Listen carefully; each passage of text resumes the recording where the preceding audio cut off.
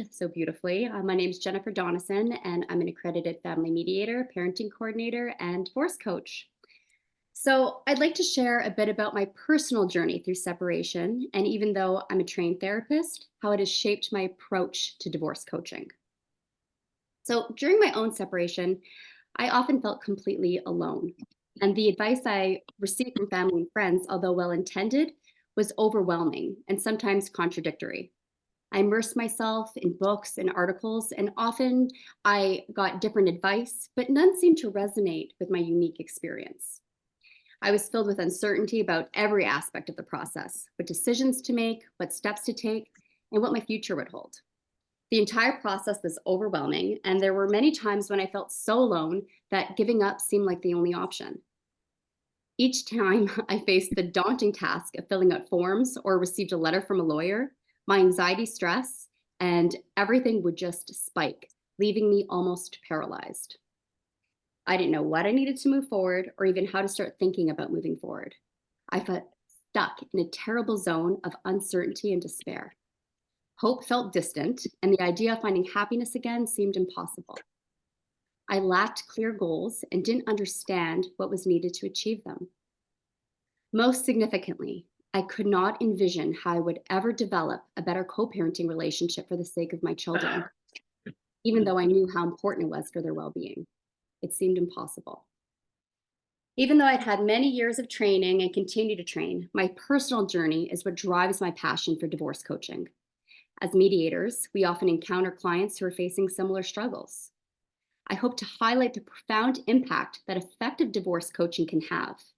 It's not just about navigating the legalities of divorce, but also about providing the emotional support and practical guidance that can help clients move forward, develop positive co parenting relationships, and rediscover hope and happiness. Today, I want to discuss what divorce coaching is. I want to highlight the importance of divorce coaching in the context of family mediation, and I want to discuss the benefits for clients and mediators. So, what is a divorce coach? A divorce coach is a professional who provides personalized guidance, supports, and practical strategies to individuals going through the process of divorce. The primary role of divorce coach is to assist clients in managing the emotional, logistical, and strategic aspects, helping them navigate this challenging life transition with confidence and clarity. The scope of a divorce coach's work encompasses several key aspects. Emotional support, helping clients manage stress, anxiety, and other emotional responses to divorce, providing a safe and non-judgmental space for clients to express their feelings, encouraging emotional resilience and well-being throughout the process. Practical guidance, assisting clients in organizing and preparing essential documents and information, guiding clients in setting realistic and achievable goals for their divorce outcomes, offering strategies for effective time management and task prioritization during the divorce process. Communication enhancement, teaching clients effective communication skills to reduce conflict and facilitate better interactions with their ex-spouse. Coaching clients on how to negotiate and mediate disputes, particularly concerning co-parenting arrangements. Providing techniques for managing difficult conversations and fostering a cooperative relationship post-divorce. Strategic planning, helping clients develop a comprehensive plan for their post-divorce life, assisting in creating a vision for the future and setting long-term goals. Resource navigation, connecting clients with other professionals, such as financial advisors, therapists, legal experts, to ensure comprehensive support. Conflict resolution, guiding clients through conflict resolution techniques to handle disputes constructively, helping clients to remain focused on positive outcomes and minimizing adversarial interactions. Preparation for legal proceedings if necessary, assisting clients in understanding the legal process and preparing for meetings with attorneys or court appearances. Sometimes the clients are self-repping or have unbundled legal services and need additional support. Helping clients articulate their needs and priorities effectively to their legal representatives, reducing costs and unnecessary lengthy discussions. Some of us know how easy it is to use our legal counsel as our therapist. We feel safe with them and that they're protecting us. And while they're advocates, clients' time and money can get depleted quite quickly by paying for their counsel's high hourly rate to unload their emotions and fears. Overall, a divorce coach empowers individuals to take control of their situation, helping them transition from married to single life with greater confidence and preparedness. This support not only eases the immediate stress of divorce, but also lays a foundation for a healthier, more positive future, and potentially a better co-parenting dynamic. There's many differences between divorce coaching, legal advice, and mediation. I've been asked this question often, and in case anyone's looking for clarification between the three, I'm just going to run through it quickly. So divorce coaching, as we just mentioned, the focus is primarily on providing emotional support, guidance, and practical strategies to individuals navigating the divorce process. The goals is to empower individuals to make informed decisions, manage emotions effectively, and navigate the practical challenges. Divorce coaches may assist clients in setting goals, creating action plans, improving communication with their ex-partner, and coping with the emotional impact of it. They often use solution-focused approaches, helping clients develop skills and strategies to navigate divorce-related challenges more effectively. Credentials. While certification is not universally required, many divorce coaches have backgrounds in counseling, mediation, or social work, and have specific training in divorce coaching techniques. But I'm going to touch on this a little bit later. Moving to family mediators. As many of you know, a family mediator is a neutral third party who helps divorcing or separating couples resolve disputes and reach agreements on issues such as decision-making, parenting time, division of assets, and support payments. Mediators facilitate communication and negotiation between the parties, helping them explore options and find mutually acceptable solutions.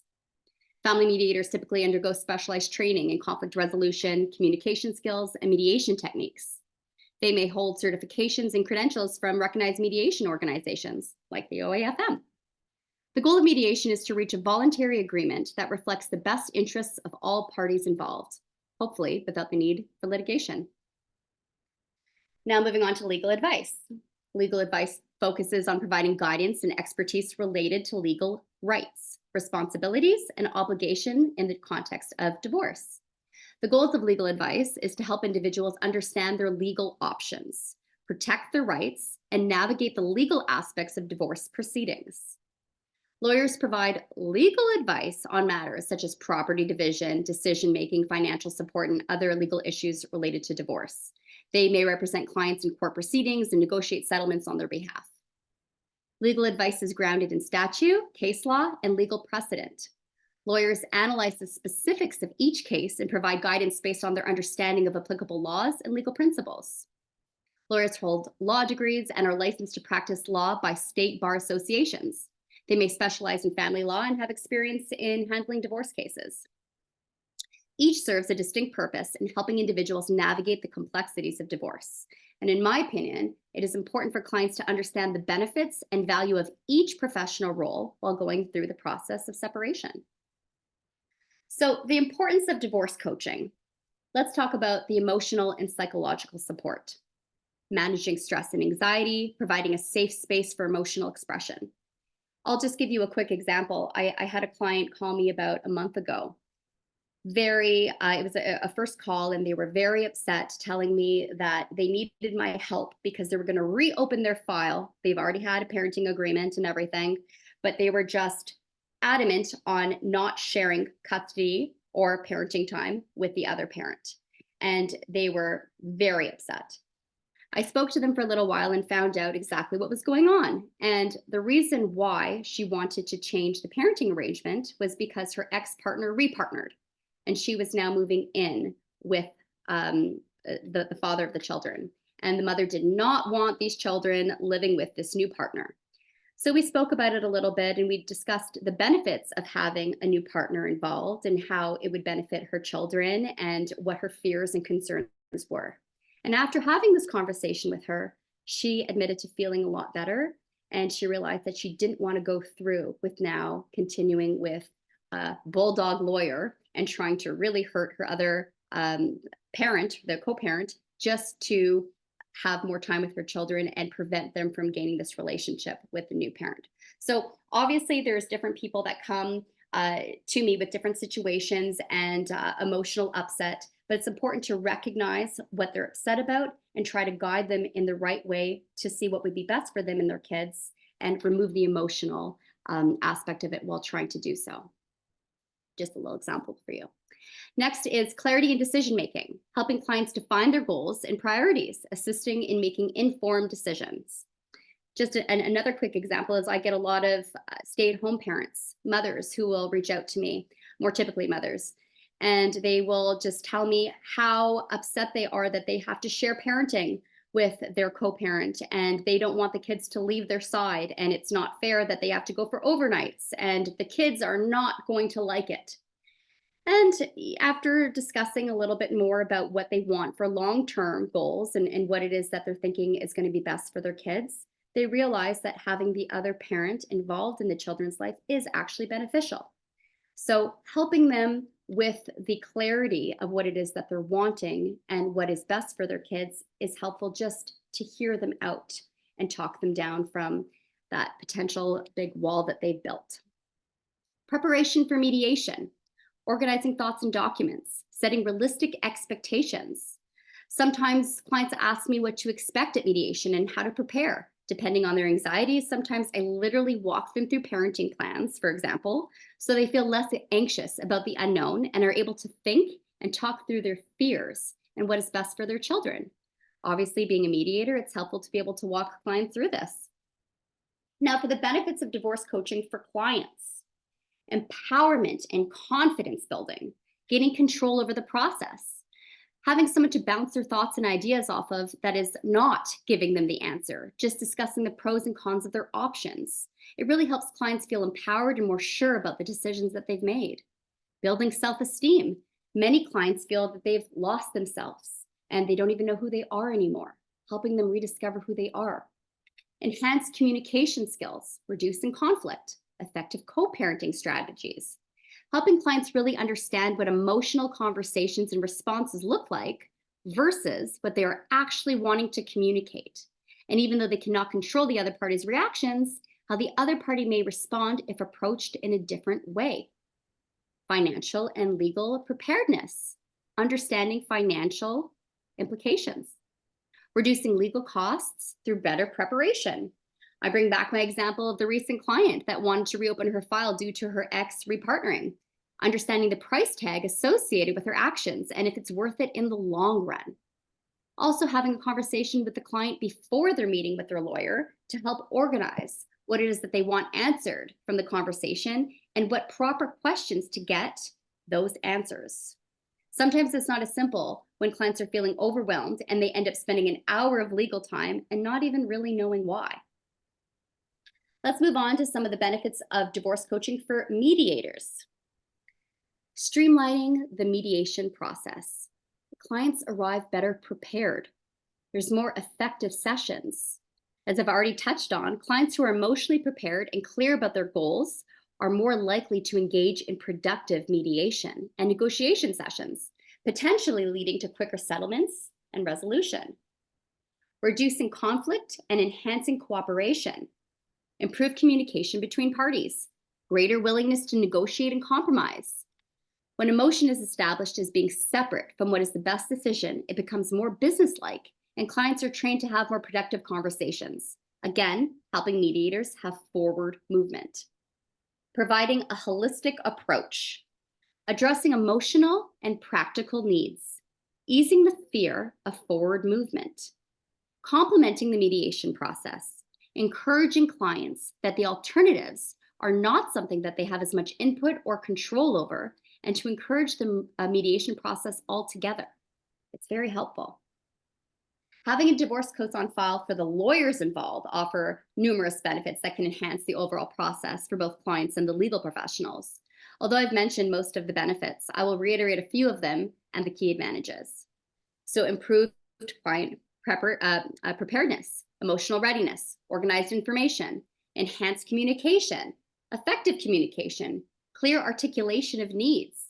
Clients who have worked with a divorce coach can articulate their goals and priorities more clearly, helping lawyers understand their clients' needs better and advocate more effectively on their behalf. Time and cost efficiency, reduced lawyer time, While clients are better prepared and organized, lawyers can spend less time gathering information and clarifying client goals. This efficiency can reduce the overall time required for case preparation and lower legal costs. By reducing the time lawyers spend on non legal issues and enhancing the efficiency of the process, clients may experience lower legal fees. A well prepared client can also minimize the likelihood of lengthy and costly legal battles. Streamlined legal process. Focus on legal matters. With a divorce coach handling the emotional and logistical support, lawyers can focus more on the legal aspects of the case. Better client outcomes, client satisfaction. Clients who feel supported and understood throughout the divorce process are likely to be more satisfied with the services provided by their legal team. This satisfaction can lead to positive referrals and a stronger reputation for the law firm. Reduced conflict and stress. Conflict management. Divorce coaches help clients develop conflict resolution skills and strategies, which can reduce the overall level of conflict in the divorce process. This reduction in conflict benefits all parties involved, including the lawyers. Stress reduction. By addressing the emotional and logistical challenges of divorce, coaches help reduce the stress level of clients. Lower stress can lead to more rational decision making and a more cooperative approach to resolving disputes. Last but not least, professional collaboration, integrated support. Having a divorce coach as part of the team allows for a more integrated approach to client support. Lawyers and coaches can collaborate to ensure that clients receive the best possible advice and support in all areas of their divorce. Sharing. Divorce coaches can provide lawyers with insights to their clients' emotional and practical challenges, enabling a more tailored and empathetic approach to legal representation. At times, I'll assist my clients and join their meetings with counsel to paraphrase the issues and get everyone on the same page. My clients find it helpful that I can expedite the meeting and discuss anything that they may not have understood after the meeting. Some clients just need to hear it again or in a different way to understand. Having a divorce coach on file not only enhances the client's experience, but also improves the overall efficiency and effectiveness of the legal proceedings. Now, let's talk about how integrating divorce coaching into family mediation is helpful. It's helpful for all the reasons mentioned, but also collaboration between coaches and mediators. Referrals back and forth. We all know that most times one party in mediation or pre-mediation is usually more divorce ready than the other. There are many times that someone may be more hostile or emotions are in the way of coming to a compromise or agreement during the mediation process. This is when, as a mediator, it's helpful to refer to a divorce coach. And when a divorce coach is helping someone who is newly separated or contemplating separation, it's helpful to establish relationships with mediators to refer to when appropriate. I've collaborated with wonderful mediators and coaches, depending on what hat I'm wearing. The tools and techniques. So this is the part of the conversation that gets really exciting, for me anyway. I'm in the process of creating an Ontario-based divorce coach program alongside former chair of FIDRIO, Julie Gill, and current co-president of the AFCC, Dr. Kim Harris. The expectation is for it to be launched in the fall of 2024. We're working hard to bring an informative, practical, and dynamic program to those in Ontario who wish to be Ontario-centric trained divorce coaches. The fear we have as professionals and why we need this program. Unfortunately, there's no guidelines or prerequisites to become a divorce coach. Everyone is saying, I can do this, without having to abide by any standards, which can lead to individuals lacking the necessary qualifications and expertise to provide effective support. Just because someone has been through a divorce doesn't make them able to coach and guide others going through their own unique experiences. And as I'm sure you're all aware, this has the potential to inflict significant harm to individuals who hire inexperienced and unqualified divorce coaches. My goal is to provide training for divorce coaches so the support and guidance they offer is in alignment with all of the benefits that I've mentioned here today. I'll be releasing more information and details about the program as it comes. I'm also in the process of updating my website to include information regarding the program, so please watch out for it. In summary, I am passionate about sharing the importance and benefits of divorce coaching to support individuals during one of the most challenging times in their lives. Divorce coaching not only helps clients move forward with greater positivity, but also significantly benefits the children involved. By reducing conflict and improving communication between parents, divorce coaches create a more stable and nurturing environment for children, helping them to adjust better to the changes in their family dynamic. I encourage you to explore the potential benefits of integrating divorce coaching into your practice or as part of your referral process for clients. If you'd like to discuss this further, you can reach out to me anytime privately. Let's work together to support our clients through these challenging times. Thanks for your time and attention today. Thank you, Jennifer. It looks like, and first I was thinking about a case, and I know there's another member, Dina, and I were on a case where we had a divorce coach, and it was my first experience. And I don't know if Dina, if it was your experience, your first experience too. I won't put you on the spot if you're not right there, but it was interesting. And the role, I think, in learning more and hearing more about the role, it's really helpful because it was sort of my first experience. I didn't really understand how it, like what her responsibilities were and what mine were. And it was very interesting. It turned out to be extremely helpful. And it was a great benefit. I wondered a little bit about consent from both sides, thinking about, like, did dad in this case give consent? And so I had to clarify that. And yeah, I'll hear more about that later. I'd like to let Nadir ask her question, and then if Jennifer, you could touch on the consent issue, that'd be great. Sure. Thank you. Hi, Jennifer. Thank you so much for coming today, and thank you, Marianne, for hosting another wonderful session. I actually wanted to know if you actually have scenarios, or you know what to do in a situation, or if you take referrals for situations where um, one party reaches out to a mediator, but the other party is not willing to communicate at all with the other party and is only going through lawyers. And the party that comes to you is saying, listen, the lawyers do not have any incentive or motivation to proceed or provide solutions to get the other person involved to communicate with them. And in this case, I believe seeing someone like you, a divorce coach, would really, really go a long way. Is there something that a scenario that you normally handle, or where you can step in and do something like that, or is this something like a lost cause? Because if one party is not willing to communicate with the other party, then I mean that's pretty much the end of it.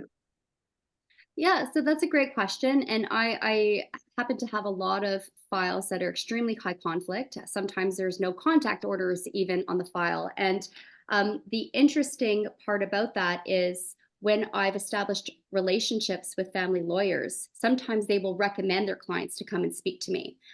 Because if the clients cannot discuss things together or there's so much hostility, they will recommend me coming on file because I act as almost like a behind the scenes mediator, if you want to call it that, where I will go back and forth to each party, but I will be expressing the opinion and thoughts of the parties in a way that the other side can understand. So instead of just demanding things, we'll have conversations about it and we'll see what the people feel. And it's really helpful when one party is just so angry or hostile against the other and doesn't even want to speak to them at all. So this way it will help having a neutral on file that's going to come and find out what the real reasons are and how we can have forward movement. So it is helpful. It's almost, in a way, I can say, like a parenting coordination a service before the parties come to an agreement. So someone Right. trying to help and have forward movement before they get to that stage. And to answer your question, I hope I have a little bit, but lawyers will usually refer at that time just to have the client understand the benefits of going through the mediation process and what it is to expect, because sometimes they feel like going through mediation, they don't understand it. And they think going through mediation will be determinative of whatever the outcome is going to be. They don't understand that they have the control in that situation. So having someone neutral explain that to them and try to see how far apart that they are is helpful. Right. Absolutely. So in this case, I think what we can do, or in similar cases that would happen, is maybe have that party reach out to their lawyer to reach out to the other party's lawyer and say, hey, we have a divorce coach that could talk through your issues, and it might not be, mediation is the route they want to go, but at least have an understanding of what would be the best processes as far as going forward. That would Yeah, probably yeah, and sometimes the lawyers will even introduce it as a divorce or co-parenting coach. So their guard goes a little bit more down, thinking that it's right, more directed at the children and trying to help the children through this process. right, And the right. parties are usually more open to having someone come in to help with that than potentially just a divorce coach. Perfect. Thank you so much, Jennifer. I appreciate it. Thank you. Nice. Thanks, Jennifer. Dan has his hand up. Do you want to ask a question, Dan? Okay, just before I just want to preface my question with a comment that as a therapist and a mediator, I certainly see the benefits and agree completely with you, Jennifer. But I also see some potential challenges. Now, I'm assuming that you can work with one or both parties, and therein lies part of the issue. And having done divorce counseling in the past, not so much in the same framework, but the concerns come up around. Certainly as a mediator, neutrality, confidentiality, and is there an agreement that you reach in a written agreement that would somehow protect your information from subpoena, from being drawn into a litigation thereafter? So, I mean, this could go on. I have a few other questions, but I wonder if I could get you to comment on that. Yeah, so I do have an agreement that highlights the confidentiality and a lot of closed sessions. And it's interesting because I have had to speak to different professionals that were doing assessments. So when the Office of the Children's Lawyer got involved, or any type of Section 30 assessments, I had to speak just to give my thoughts on the file. And that's okay. I've never actually had to have an appearance in court yet, but I've had to speak to different professionals regarding that. But the confidentiality is something I'm very, I advocate strongly towards that, because a lot of people who come to me, like therapy, are just spewing out emotions and they're saying really personal things. So if I am working with both parties, what I'll do is I'll have separate sessions mostly, and I won't bring things that are unnecessary to the other party. We'll just summarize and we'll focus back on what needs to be settled. So it's a balancing act, really, trying to figure out what is appropriate to bring up, how we can manage and bridge any gaps. But also I'll ask the client who's speaking to me, and I'll say, do you mind if I bring this to the other party? I'll always ask for permission so that they understand what it is that the other party is going to know. Okay, but in terms of neutrality, I mean, would you assume the same posturing maybe as a mediator, and try to maintain that neutrality with both parties, because you may be getting very different information from the parties, and it can be very easily drawn into this, I can imagine. I mean, certainly as a therapist, I've had that sort of dilemma over the years.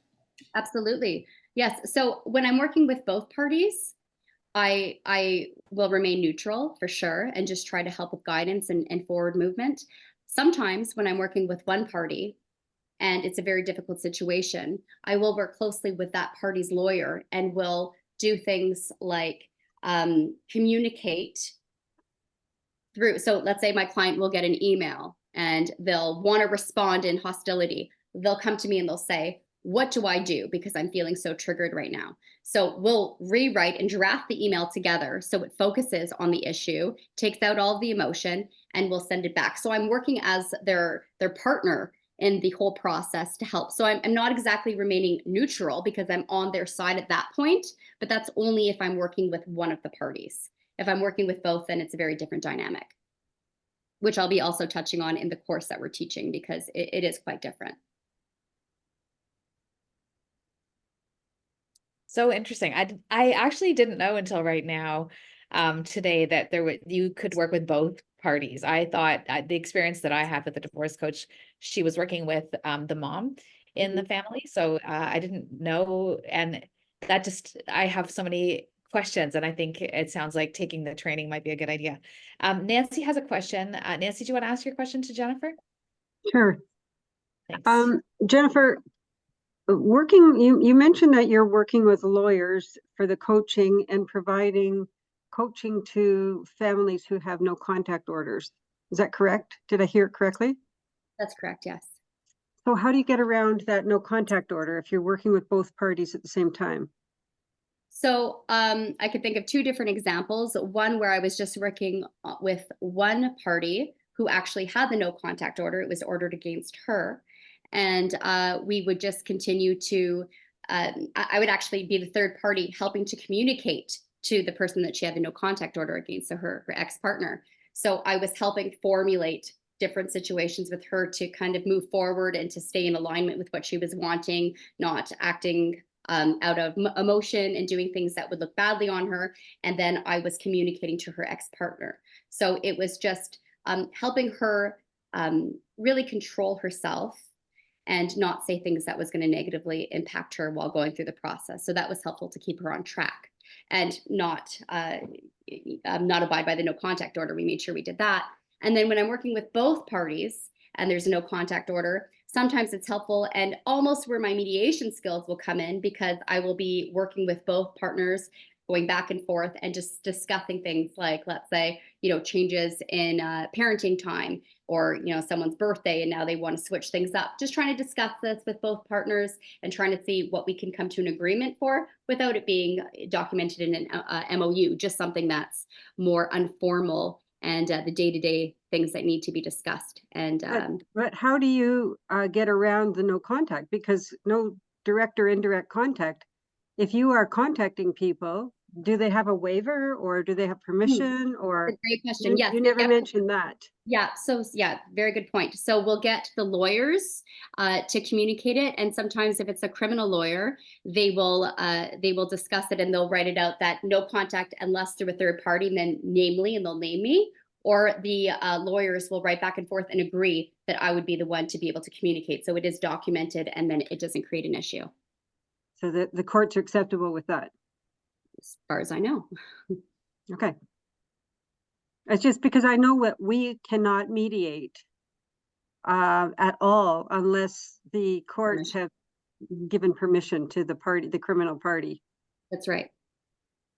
So, yeah, so I'm it's curious. Like yeah, you would need to have permission, but also sometimes when there's no contact orders, they name people that could be the third party to communicate through. Yes, they do. Yeah, Yeah. but you didn't mention that you were going through that process. Sorry, yes. So sometimes it will be through that process where the lawyers will have to communicate that to the other party, and they will name me as being on the file as a neutral. Okay, thank you. It's sort of interesting, Jennifer. It sounds like very like your services will also fit in well in the collaborative field, right? And the we just finished our Family Peacemakers conference, and we're talking a lot to. I think you were there. Do you get called in on collaborative files as well as family mediation files? Yes, I do. I actually got called in this morning for one. I'm collaboratively trained, so it's helpful. But it's a really important role with collaborative because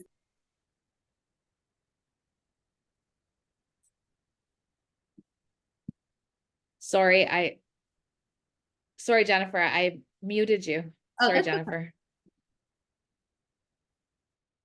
Okay. That was my mistake. Sorry, everybody. There, am I unmuted now? Oh, you're muted. Yeah, yeah, you're unmuted. I'm sorry. No problem. So I was just saying in the collaborative. So you just got called in. Sorry. Hello. Go ahead. Okay, sorry. I was saying in the collaborative process, it's a really important role to play, because when family professionals will be involved in the collaborative process, they'll usually have different, let's say, weekly or bi-weekly meetings that are established with the clients. But as a divorce coach, they're able to contact me more on a whim if needed. And if things become more urgent, it's an easier access for conflict to not continue or to get out of hand. Mm-hmm. Are you, when you say easier access, are you using text messaging and email or phone calls? How do you normally communicate with your clients? Yes, unfortunately, I've already established that it's been my experience while going through the process of separation that most of my anxieties and fears would come at nighttime. And speaking to different clients, it's a very similar feeling where a lot of people feel that when everything's quiet and the kids are sleeping, and now they're feeling this overwhelming sense of anxiety. So I've made it clear that if the clients that I'm working close with feel that they need to contact me to discuss the next steps, or how they respond to something, or if they just received an email, they're always able to do so. And if I can answer, I will.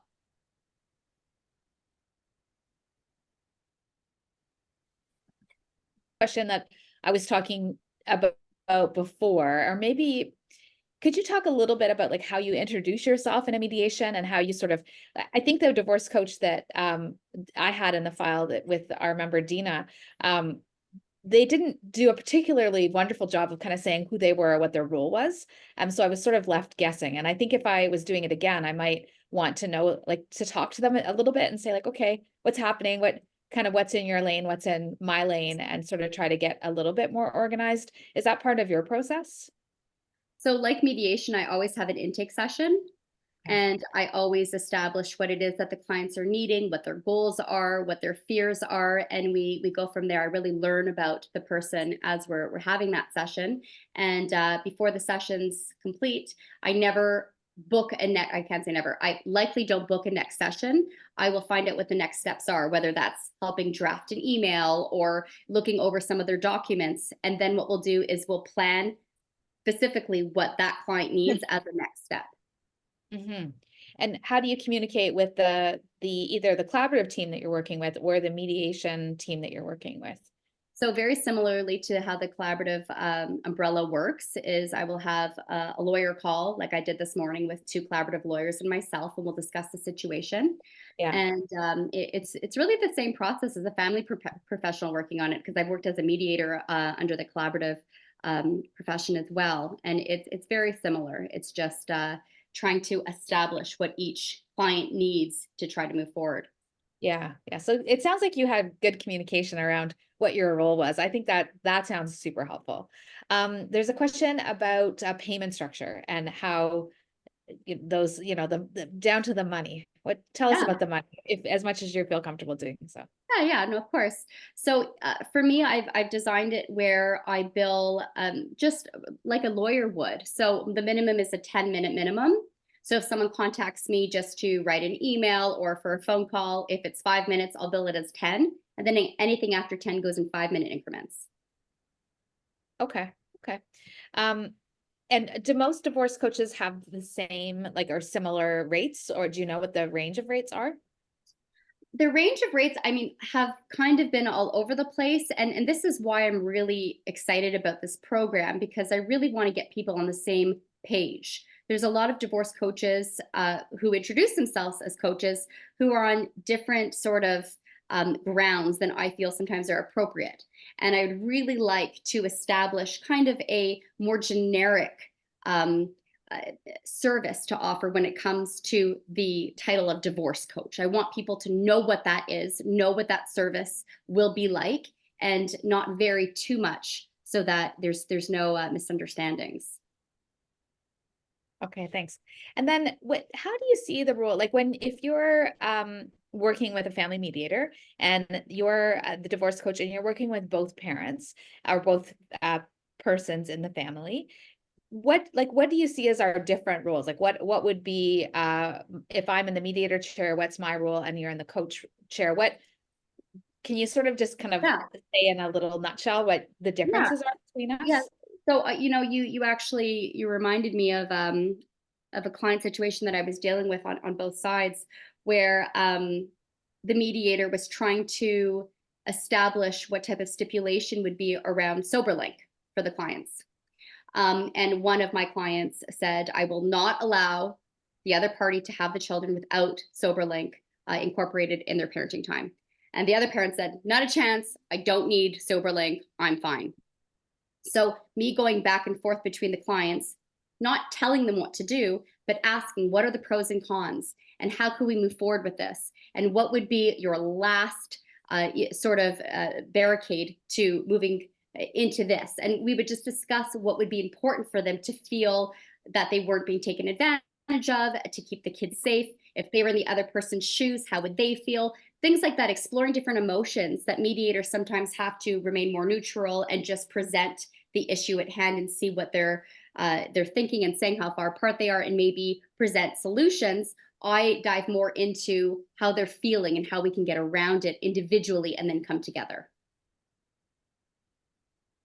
Okay, so it's like you would coach, you may be retained by both parties and you would coach individually. Do you ever coach jointly? Yes. You do that too. Okay. Yes, especially when it comes around parenting.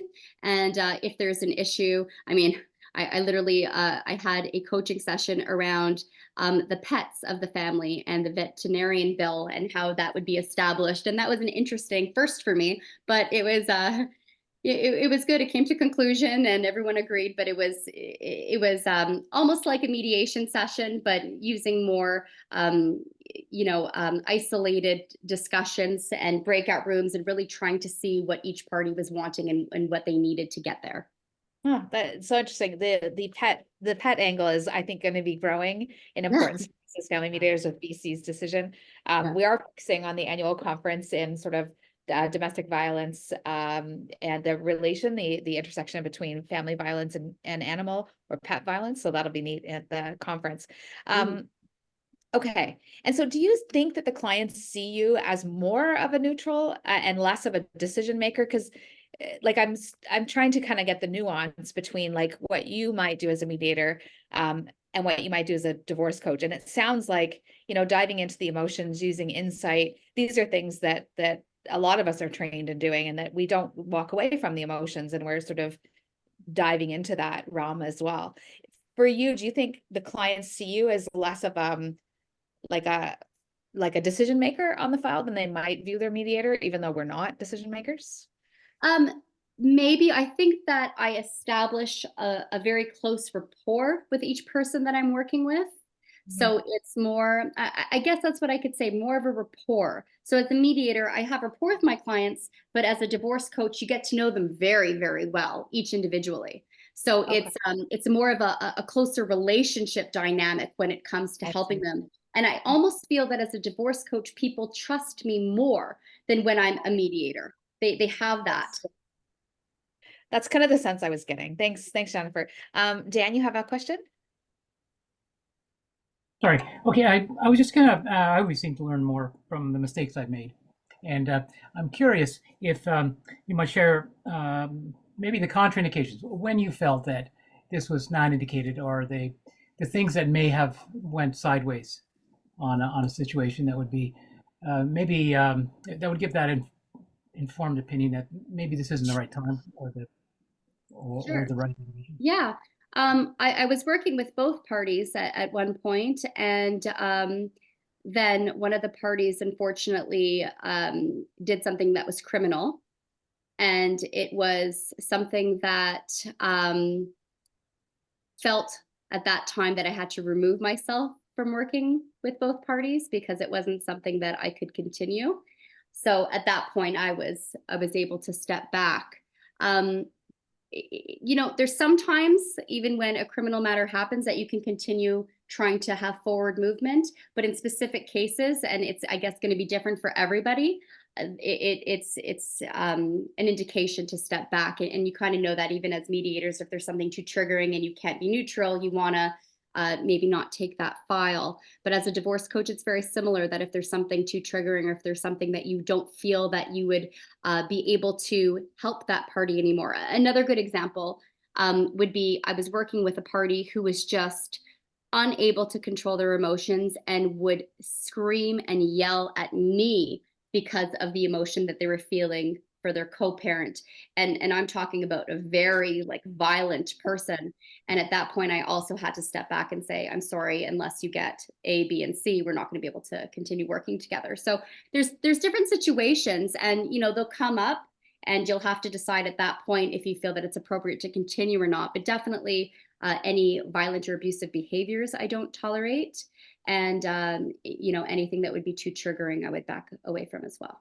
Would you screen for DV at the outset, as you would? In divorce coaching, I don't. I mean, I do screen for DV in mediation and for PC work and things like that. But for divorce coaching, not as much. I tend to get a sense of it as we're going through the process. But there's no, it's not the same as a PC process or a mediation process would be. I'm imagining your standards of practice for this field that's growing will be developed over time. Is that right, Jennifer? Yes. Yeah. I